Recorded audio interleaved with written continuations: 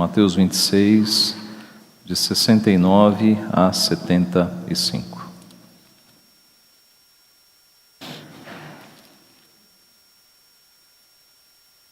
Diz assim a inerrante palavra do Senhor.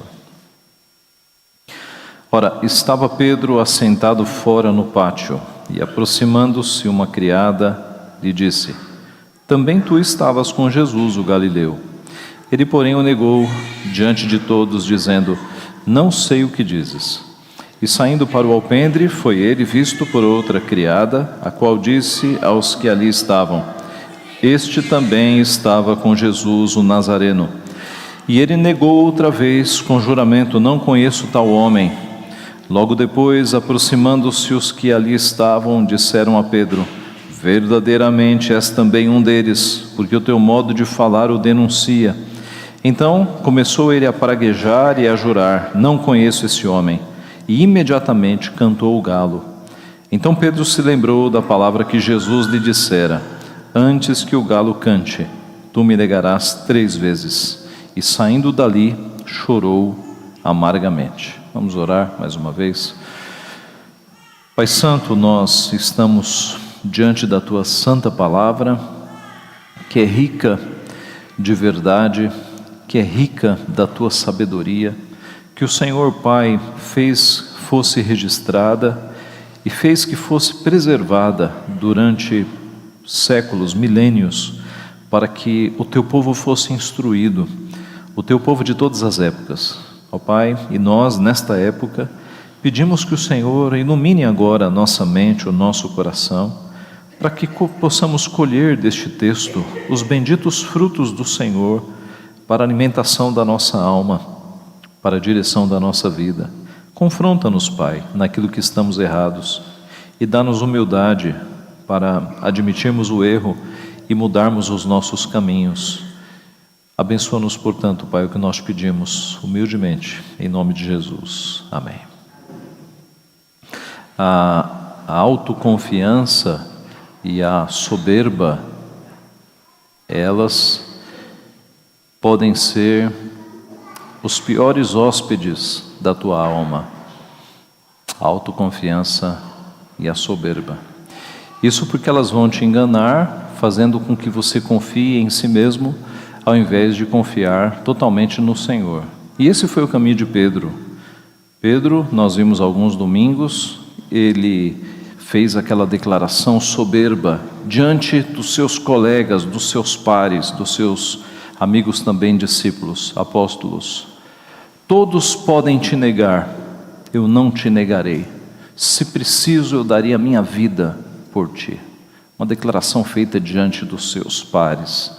E Jesus, no mesmo instante, o repreendeu dizendo: Pedro, nesta mesma noite, antes que o galo cante, antes que se faça novo dia, de madrugada, tu me negarás 3 vezes. 3 vezes. E naquela mesma noite, Jesus foi preso. Nós acompanhamos a traição de Judas, Jesus no Getsemane sendo capturado. E o texto que nós temos agora é justamente a sequência dos acontecimentos. Nós vamos encontrar o que Cristo previu, Pedro negando a Jesus 3 vezes antes que o galo cantasse. E a primeira negação que nós temos aqui é uma alegação de desinformação. Desinformação, não sei o que dizes, não sei o que dizes. Depois que Jesus foi preso, nós vemos no registro dos evangelistas, Pedro acompanhando Jesus de longe, para ver o que aconteceria com Jesus, talvez numa forma de tentar ajudar Jesus de alguma maneira. E enquanto ele estava sendo julgado na casa de Caifás, que era o sumo sacerdote, Pedro ficou ali no pátio. Jesus na casa, com Caifás, com as autoridades judaicas, com os soldados que o prenderam. E no pátio, no aberto, Pedro ficou por ali, com outras pessoas, possivelmente guardas também. E diz o verso 69, então, que, ora, estava Pedro assentado fora no pátio, e aproximando-se uma criada lhe disse: também tu estavas com Jesus, o Galileu. O evangelista Marcos, ele acrescenta um detalhe que Mateus não coloca aqui, que essa era uma criada do sumo sacerdote, era uma jovem. E veja, uma jovem criada não era uma autoridade romana, era uma jovenzinha criada. Ela não traria dificuldades a Pedro, não era uma autoridade, mas Pedro começa a mentir. Verso 70, ele porém o negou diante de todos, dizendo: não sei o que dizes. Uma alegação de desinformação. Não sei o que dizes. Não sei o que você quer dizer. Não sei do que você está falando. Algumas horas atrás Paulo estava dizendo: ainda que todos te neguem, eu não te negarei. E agora ele está mentindo, com medo de uma jovem criada, dizendo: eu não sei do que você está falando. Essa é a primeira negação. Na segunda negação, nós temos uma alegação de desconhecimento. Não conheço tal homem, diz o verso 71. E saindo para o alpendre, foi ele visto por outra criada, a qual disse aos que ali estavam: este também estava com Jesus o Nazareno. Então, Pedro retira-se do pátio, fugindo da primeira criada, mas outra criada o reconhece e diz: esse também estava com Jesus o Nazareno. E ele negou outra vez com juramento: não conheço tal homem. 3 anos convivendo com Jesus, e agora o medo faz com que ele minta, dizendo: não conheço tal homem. Há poucos dias atrás ele tinha dito: tu és o Cristo, o Filho do Deus vivo. E agora, não conheço tal homem. Veja o que o temor de pessoas faz conosco. Faz com que nós neguemos as coisas mais importantes. O temor dos homens, o temor de ser julgado pelas pessoas, o medo de sofrer alguma represália humana, faz com que nós neguemos o próprio Deus, o próprio Cristo. Foi o que aconteceu com Pedro aqui. Na sequência nós temos a terceira negação. Agora é uma alegação de desconhecimento também, mas contundente. E Lucas dá um detalhe que Mateus não dá. Lá em Lucas 22:59, Lucas informa que entre a segunda e a terceira negação, passou-se cerca de 1 hora. Então Pedro teve um tempo para pensar no seu medo, na sua mentira, na sua negação, mas não, ele agora vai piorar. O verso 73 diz: logo depois, aproximando-se os que ali estavam, disseram a Pedro: verdadeiramente és também um deles, porque o teu modo de falar o denuncia. Os galileus tinham uma forma regional, um sotaque. Os galileus tinham um sotaque. E Mateus está dizendo que pelo sotaque, pela forma de falar de Pedro, eles reconheceram: é um galileu. O que um galileu está fazendo aqui? É um galileu, amigo do Galileu Jesus Cristo. Então, a forma de falar de Pedro o denunciou. E agora vem a mais grave negação. Então ele começou a praguejar e a jurar: não conheço esse homem. E imediatamente cantou o galo. Veja, o conteúdo era o mesmo da segunda negação: não conheço este homem.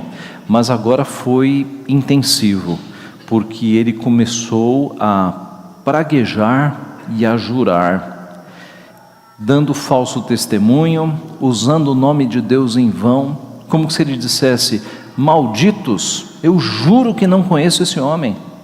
Praguejar e jurar com intensidade. E o galo então cantou. E neste momento, Lucas nos informa, Jesus, olhando, fixou os olhos em Pedro. Lucas registra em Lucas 22:61. Então, voltando-se o Senhor, fixou os olhos em Pedro, e Pedro se lembrou da palavra do Senhor, como lhe dissera: hoje 3 vezes me negarás antes que o galo cante. Então, muito provavelmente, num momento em que Jesus estava sendo retirado da casa de Caifás, foi no exato momento em que Pedro estava dizendo: malditos, eu juro que não conheço esse homem. E diz Lucas que Jesus fixa o olhar em Pedro, numa linha direta. Jesus, neste momento, fixa o olhar em Pedro, e como que ele olha no fundo da alma de Pedro, e Pedro, observando aquele olhar de Jesus, ele se retira e vai chorar amargamente. Imaginem a cena, meus irmãos, o que Pedro sentiu quando, jurando e blasfemando, dizia: não conheço tal homem, malditos. E Jesus fixa os olhos nos olhos de Pedro, olha no fundo da sua alma. Então Pedro se lembrou da palavra que Jesus lhe dissera: antes que o galo cante, tu me negarás 3 vezes. E saindo dali, chorou amargamente. Irmãos, que lições nós podemos aprender com estas 3 negações de Pedro? Primeira lição: o pecado é progressivo. O pecado é progressivo. Nós vemos esta progressão nas negações de Pedro. Primeiro ele diz: não sei o que dizes. Depois: não conheço esse homem. Depois: malditos sejam, eu juro que não conheço esse homem. Mas o pecado de Pedro não começa aqui nas negações, começa bem antes, porque bem antes ele já estava soberbo, ele já estava confiando em si próprio. Então lá de trás você começa a ver o declínio de Pedro, a progressão dos seus pecados rumo à queda. O pecado, meus irmãos, ele nunca começa lá no ponto máximo, ele sempre começa de baixo, com pecados de menor gravidade, com pecados menores. O pastor Riley nos diz o seguinte: os homens caem em sua vida privada muito antes de caírem em público. Isto é, quando alguém cai publicamente, é porque a queda já aconteceu no seu coração algum tempo antes. A queda pública é apenas o transbordar de uma queda que já aconteceu no seu coração. Riley continua: a árvore tomba com grande estrondo, mas é a deterioração secreta que leva à queda. Então, antes que a queda aconteça publicamente, ela já aconteceu no coração, muito antes. Pecados graves começam com pecados pequenos, é um processo. Então, cuide dos pequenos pecados, cuide daqueles pecados que você acha são de menor importância, pecados de pensamento, pecados de emoções que ainda não se tornaram públicas. Cuide dos pequenos pecados ou dos pecados de gravidade menor. Meus irmãos, existem pecados de maior gravidade e de menor gravidade. No mundo evangélico existe uma frase errada que diz que para Deus não existe pecadinho e pecadão. Veja, existem pecados mais graves e pecados menos graves, sim, sim. A Bíblia diz que a quem mais é dado, mais será cobrado.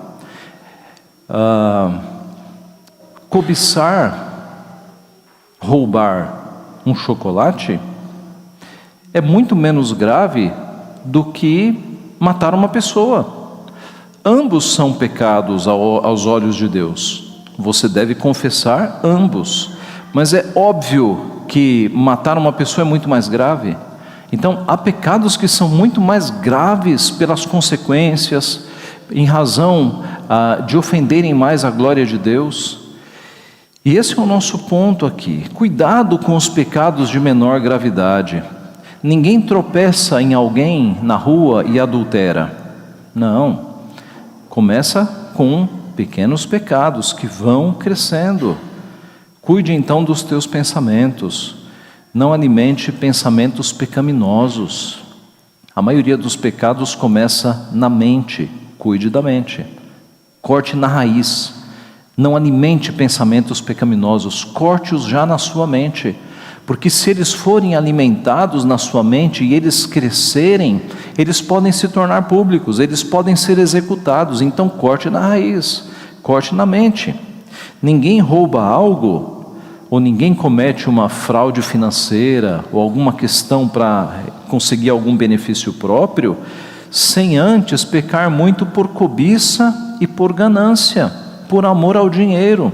Começa com amor ao dinheiro, com cobiça, com ganância, e vai progredindo até a execução de uma fraude, de um roubo, de uma sonegação, de coisas assim. Então cuide dos teus pensamentos, cuide do teu coração, que os seus pensamentos sejam pensamentos de gratidão a Deus pelo que você tem e de contentamento. Ninguém sai falando palavrões e agredindo as pessoas sem antes ter acumulado muita ira e muita raiva no coração. Geralmente a explosão de um coração que vem para a boca, que vem para palavras. Então cuide do teu coração, cuide da tua mente, para que haja paz, para que haja bondade, para que haja amor ao próximo pelas pessoas. A boca fala do que está cheio o coração. Nosso Senhor Jesus nos ensinou em Mateus 12:34. A boca fala do que está cheio o coração, é o transbordar do coração. Então encha o teu coração com coisas boas, para que quando houver um transbordamento, saiam coisas boas. Sobre tudo o que se deve guardar, guarda o coração, porque dele procedem as fontes da vida. Provérbios 4:23. Guarda o teu coração, porque é dele que procedem as fontes da vida. Você é o que o teu coração é. O teu coração é a unidade mais interna do teu ser, mais interna do que os pensamentos. O nosso coração é a fonte das nossas emoções, dos nossos pensamentos. Guarda o teu coração. Finalmente, irmãos, tudo que é verdadeiro, tudo que é respeitável, tudo que é justo, tudo que é puro, tudo que é amável, tudo que é de boa fama, se alguma virtude há e se algum louvor existe, seja isso que ocupe o vosso pensamento. Filipenses 4:8. Tenha pensamentos agradáveis ao Senhor, porque quando isso vier para fora, for publicado, for exteriorizado, serão coisas boas. Primeira lição: o pecado é progressivo. Então corte pela raiz, não deixe progredir, corte pela raiz. Cuide dos pensamentos, corte pensamentos impuros, pensamentos que não agradam a Deus, corte emoções que não agradam a Deus, para que estes pecados não cresçam e não se desenvolvam. Corte na raiz, porque o pecado é progressivo. Segunda lição desse texto: envergonhar-se de Cristo e do Evangelho é grave. Envergonhar-se de Cristo e do Evangelho é grave. Pedro teve medo e envergonhou-se de ser reconhecido como discípulo de Cristo. E Pedro negou a Jesus Cristo. Perceba o privilégio que Pedro teve, embora talvez ele não reconhecesse, hoje nós vemos com tanta clareza, ter sido escolhido para ser um dos 12. Que privilégio! Viver 3 anos com Jesus Cristo, ouvindo as suas palavras, vendo os seus milagres, que privilégio! Mas o medo, o temor de homens, fez com que ele jogasse tudo fora, fez com que ele se envergonhasse de ser discípulo de Cristo. Há algumas formas de nós pecarmos aqui, de nós nos envergonharmos. A forma mais óbvia é justamente não querermos ser identificados como discípulos de Cristo. Então, você não diz para ninguém do teu trabalho que você é crente, na tua escola e na tua faculdade ninguém sabe que você é cristão, na tua vizinhança nenhuma pista de que você é cristão, ninguém sabe, no teu prédio, teus vizinhos, ninguém sabe que você é crente. Você é quase um agente secreto de Deus, né? Ninguém sabe, a tua identidade cristã. Isso está errado, porque a Bíblia diz que nós somos embaixadores de Cristo. Um embaixador não é secreto. O embaixador, ele chega num país e se identifica: eu represento tal país. Então nós, meus irmãos, nós somos cristãos, nós somos embaixadores de Cristo. É a primeira coisa que nós somos. Se eu te perguntar o que você é, talvez você me responda com a tua profissão, mas a tua profissão não é o que você é. A tua profissão é passageira. Um dia você vai se aposentar, e aí você vai deixar de ser? Vai deixar de existir? Antes da profissão, você é alguma coisa. Você, lavado pelo sangue de Cristo, não pertence mais a você mesmo, você é de Cristo. Então você é um discípulo de Cristo, você é um filho de Deus. O que você é? Sou um discípulo de Cristo. Isso nos define. Eu sou um filho, uma filha de Deus, eu sou uma discípula de Cristo. Isso nós somos antes da nossa profissão. Essa é a nossa identidade. E a nossa identidade, ela tem que estar bem conhecida das pessoas que estão ao nosso redor, para que quando você chegue numa sala de aula, todo mundo saiba: olha lá, um discípulo de Cristo. Para que na sua vizinhança, todo mundo saiba: é crente. Aquele ali é crente, aquela ali é crente. No teu prédio, a mesma coisa. No teu trabalho, a mesma coisa. Na tua família, muito mais. Mas essa é a tua identidade. Você não pode negar essa identidade, porque esconder isso é ter vergonha de Jesus Cristo, como Pedro teve. E nós devemos ter orgulho, na melhor palavra, no melhor sentido da palavra, orgulho sem pecado. Nós devemos nos alegrar de sermos discípulos de Cristo. E quando nós dissermos isso, é com toda a honra e toda a alegria, porque isso não é coisa pequena. Então, nós devemos de fato nos apresentarmos como discípulos de Cristo, porque nós espelhamos e refletimos de certa forma, ou deveríamos, o próprio Cristo para as pessoas. Alguém já disse que a única Bíblia que grande parte da população vai ler na vida não são essas páginas, porque muitos nunca vão abrir uma Bíblia, mas é você. Dito de outra forma, a única fonte de conhecimento do Evangelho que muita gente neste mundo e nessa geração vai ter acesso, vai ser a tua vida. Então que a tua vida brilhe à luz de Cristo, que você escolha as palavras que você vai usar, que você se porte de maneira adequada na frente dos não cristãos, para que a luz de Cristo brilhe na tua vida, e as pessoas olhem para você e vejam um discípulo de Cristo e pensem: puxa, que vida bonita, que pessoa simpática, que pessoa bondosa, que pessoa preocupada em ajudar os outros. Aí a luz de Cristo vai brilhar em você, e vai se cumprir o que a Bíblia diz, que os ímpios vão glorificar a Deus ao observar o teu correto procedimento.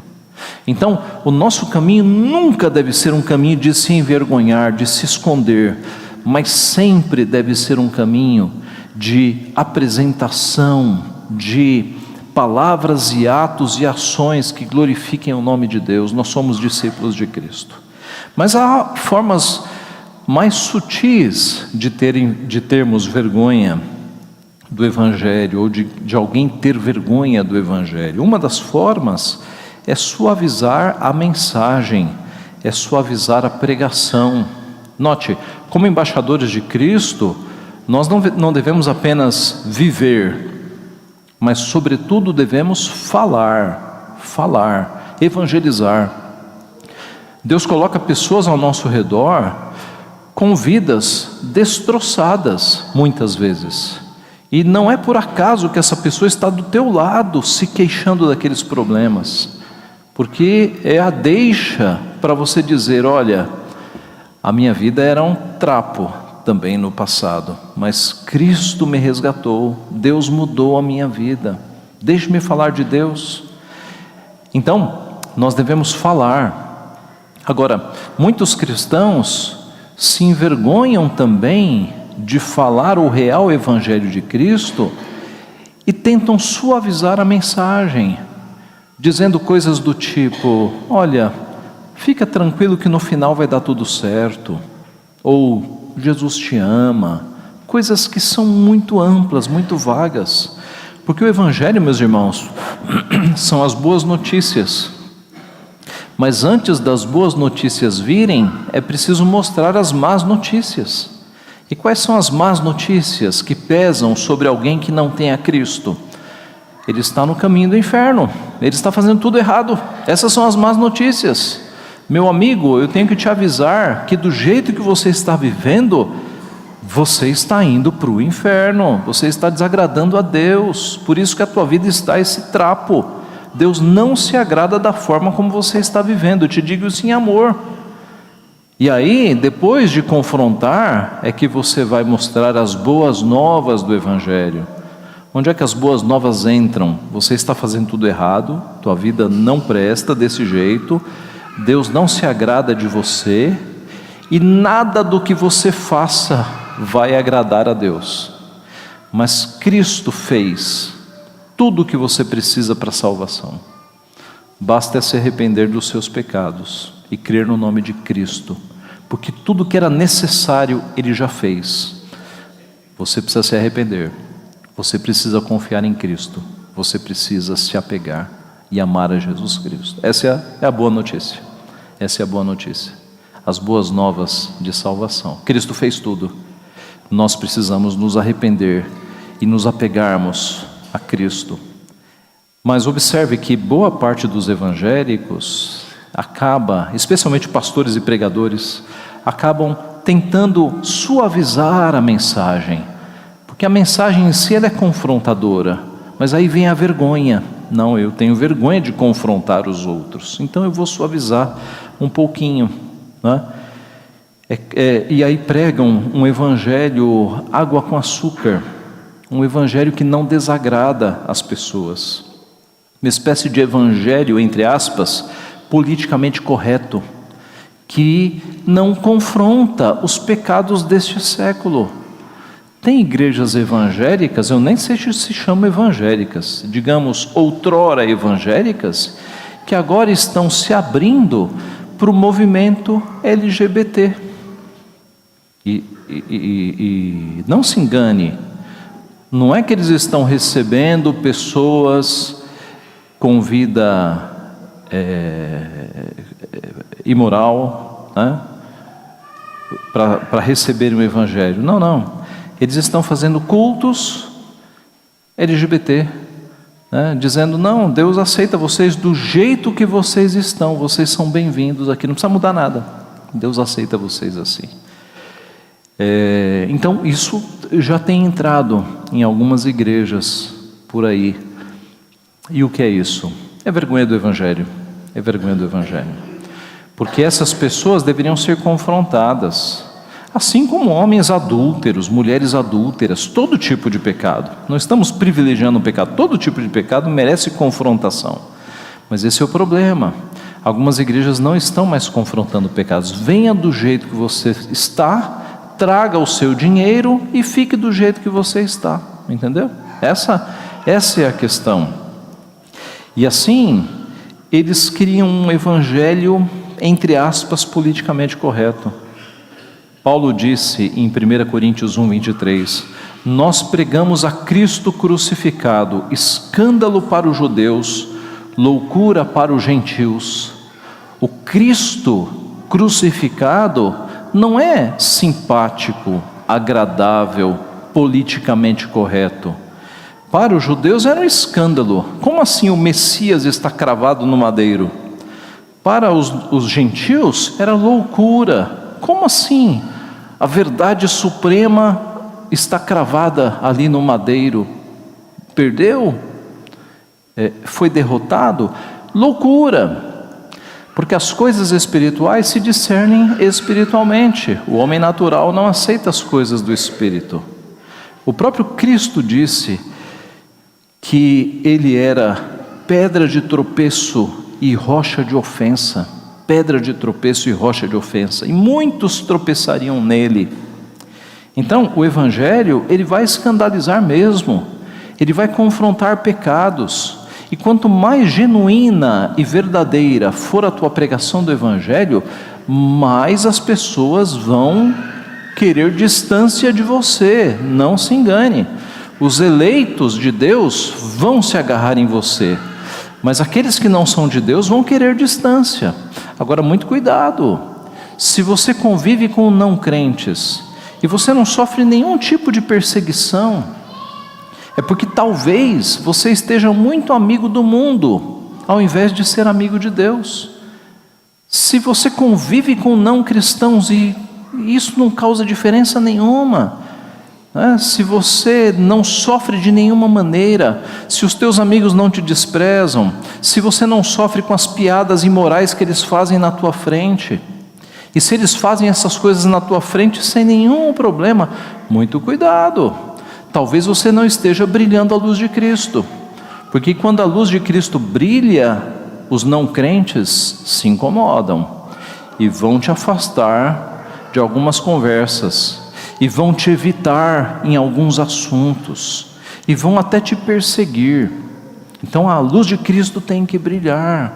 Não seja um indivíduo que convive com todas essas coisas e dá uma risadinha aqui, uma risadinha ali, tudo bem, porque isso é ser amigo do mundo, e a amizade com o mundo é inimiga de Deus. Nós precisamos ser amigos de Deus, não do mundo. Nós demos o texto no momento da leitura da lei. Porque qualquer que nesta geração adúltera e pecadora se envergonhar de mim e das minhas palavras, também o Filho do Homem se envergonhará dele, quando vier na glória de seu Pai, com os santos anjos. Então, veja que palavra dura de Cristo. Aqueles que se envergonharem de Cristo, Cristo vai se envergonhar deles. E você não quer isso para a tua vida, de jeito nenhum. Agora, aqueles que não se envergonharem de Cristo e forem fiéis a Cristo até a morte, estes serão reconhecidos por Cristo e exaltados por Cristo, porque aqueles que se humilham serão exaltados. A segunda lição que nós temos aqui, envergonhar-se de Cristo e do Evangelho, é grave, é grave. Terceira e última lição, o arrependimento é uma bênção. O arrependimento é uma bênção. E o texto nosso termina mostrando que Pedro chorou amargamente. E este final não pode ser desprezado. Geralmente nós lemos esse texto e o que salta aos olhos são as negações de Pedro. Mas o texto termina bem, graças a Deus. Pedro chora amargamente. Pedro se arrependeu. Quando Jesus fitou os olhos em Pedro, naquele momento em que ele estava jurando e praguejando, não conheço tal homem, ali Pedro, que vinha numa queda, numa decadência, soberba, autoconfiança, primeira negação, segunda negação, terceira negação, quando Jesus olha para ele, fita os olhos nele, fixa os olhos nele, e ele percebe o que aconteceu, ele sai, chora amargamente e é restaurado. Porque o arrependimento, meus irmãos, é justamente o momento em que nós somos trazidos de baixo e puxados para cima, de novo. Nós somos restaurados quando nós nos arrependemos. Aqui nós temos um texto de queda, mas no último versículo Pedro é salvo, quando ele percebe o que ele estava fazendo e ele chora amargamente. E essas lágrimas não foram lágrimas, como dizemos, de crocodilo, né? Lágrimas falsas, não, ele chorou amargamente. Aqui é um choro de arrependimento, e esse versículo não pode ser desconsiderado, porque aqui vai começar a restauração de Pedro, que vai se completar quando, depois da ressurreição de Cristo, Cristo chamá-lo e dizer para Pedro: Pedro, tu me amas, tu me amas, tu me amas. E da mesma forma como ele negou 3 vezes, Jesus vai fazê-lo reafirmar o seu amor 3 vezes. E a palavra de restauração: pastoreia as minhas ovelhas. Você está restaurado. Mas perdoado, ele foi restaurado publicamente, diante dos discípulos, né? Mas perdoado, ele foi aqui, neste momento, quando ele caiu em si e chorou amargamente. E meus irmãos, para homem chorar amargamente, para um Pedro chorar amargamente, não foi falsidade, não foi. Ele estava chorando do fundo da sua alma, foram lágrimas de arrependimento. A proximidade de Deus, a comunhão constante com Deus nos traz felicidade, essa é a felicidade. A tristeza pelo pecado é o começo então do arrependimento.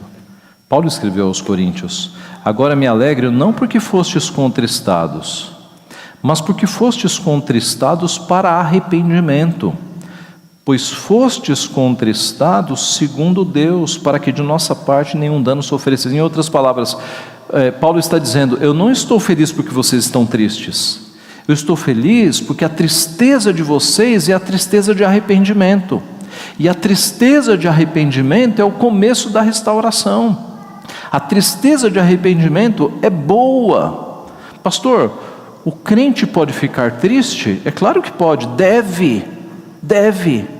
Porque como nós, vivendo num mundo corrompido e sendo pecadores, nós não teremos momentos de tristeza. É claro que nós teremos, mas é uma tristeza pelos nossos pecados e pelos pecados das pessoas. É uma tristeza que conduz a arrependimento. É uma tristeza gloriosa, em breve virá alegria, porque o caminho dessa tristeza passa pelo arrependimento e vem para a paz e para a alegria e para o fruto do Espírito. Paulo, em outro lugar, não aqui mesmo, na sequência do texto, ele completou: porque a tristeza segundo Deus produz arrependimento para a salvação, que a ninguém traz pesar, mas a tristeza do mundo produz morte. A tristeza em Deus produz arrependimento e salvação. Agora, a tristeza do mundo é uma tristeza por questões egoísticas, dinheiro, falta de dinheiro, coisas materiais. Essa é caminho de morte, não é caminho de vida. Davi caiu, se entristeceu e se arrependeu. Deus o perdoou e o levantou. Pedro, o mesmo caminho. Pedro caiu, se arrependeu e Deus o levantou. Nós, o mesmo caminho. Nós caímos, nos arrependemos e Deus nos levanta. Deus nos reabilita. O arrependimento, irmãos, é essa bênção que Deus coloca no nosso coração. O arrependimento não vem de nós, vem de Deus também. É Deus quem coloca no nosso coração, toca no nosso coração, para que nós nos arrependamos. O arrependimento é essa bênção de Deus. Pedro recebeu o olhar de Cristo. Não foi um olhar fulminante, não foi um olhar de raiva. Eu imagino, não sabemos, eu imagino que foi o olhar de misericórdia. Pedro, o que você está fazendo, Pedro? Nós, meus irmãos, recebemos esse olhar todas as vezes que nós pecamos contra Deus. Todas as vezes. Na verdade, nós estamos diante deste olhar 24 horas por dia, porque tudo o que nós fazemos é na presença de Deus, é diante de Deus, as coisas boas e as coisas ruins. Então, este olhar de Deus deve gerar em nós temor, que quando nós formos pecar, nós nos lembremos, Deus está olhando, nós estamos diante do seu olhar, 24 horas por dia, e assim nós temamos desagradar o nosso Deus. Que Deus assim nos abençoe, para que, sabendo que o pecado é progressivo, nós cortemos na raiz, cuidemos dos pensamentos, das emoções, enquanto elas estão aqui, para que quando extrapolar, não sejam pecados, mas sejam palavras que edificam, sejam ações que abençoam, sejam um testemunho que reflita Cristo. Sabendo que a vergonha de Cristo e da sua palavra é grave, nós nos tornemos então embaixadores do seu nome, vivendo e falando de Cristo às pessoas. E que Deus nos abençoe para que nós, sabendo que o arrependimento é uma bênção, nós busquemos ter uma vida cada vez mais consagrada a Deus, para que cada vez mais nós sejamos felizes em Cristo Jesus. Que Deus assim nos abençoe. Amém.